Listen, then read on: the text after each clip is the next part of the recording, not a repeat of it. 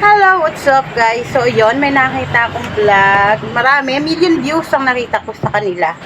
Talaga napanood ko sila. Na yung ampalaya ay kinain ng hilaw. Binabad lang ng 24 hours, tapos sabi hindi raw mapait at matamis daw. So ngayon, gagawin natin yan. Tara! Sa teto ay aking chopping board. Tapos, syempre, hihiwain natin siya. Pero isa lang syempre ang gagamitin ko. Ito na lang. So, hiwain natin. Oh, ha? Ito, try natin siya. Kung talaga bang matamis kapag binabad to ng isang araw. So, yun. Tanggalan syempre ng buto. Tanggalan ko ng buto.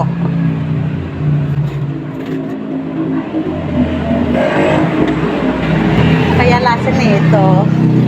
Pero syempre, kumakain naman ako nito, no? Inisa nga lang. Pero masarap to kinilaw. Promise.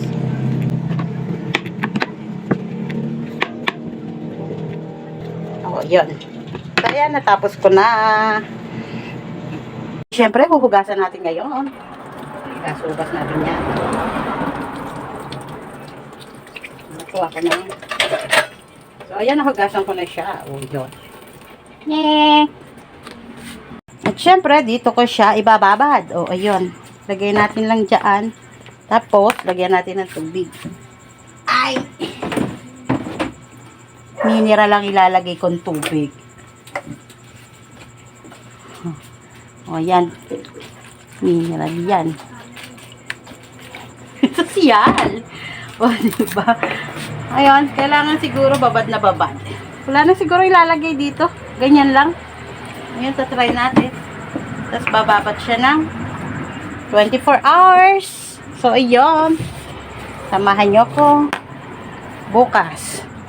Tatakpan ko. Tapos, syempre, ilalagay ko sa ref. So, eto na. At ilalagay ko sa ref.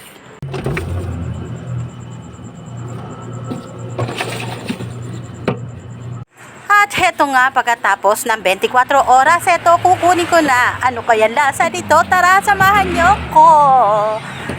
So, ito. Yon. O, diba? Pagkatapos ng 24 oras, so, eto na. Natry na natin kung matamis ba. Lahat ng mga content creator ng mga sikat, syempre, million views ang gumawa dito. Syempre, sa atin, hindi naman tayo sikat. 100 views na lang, okay na. So, ayun, ita-try ko na tong ampalaya. Sabi, matamis nga daw.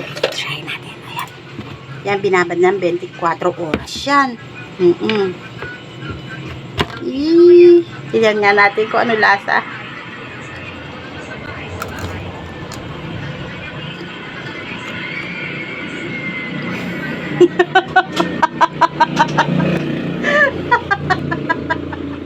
Ayoko na.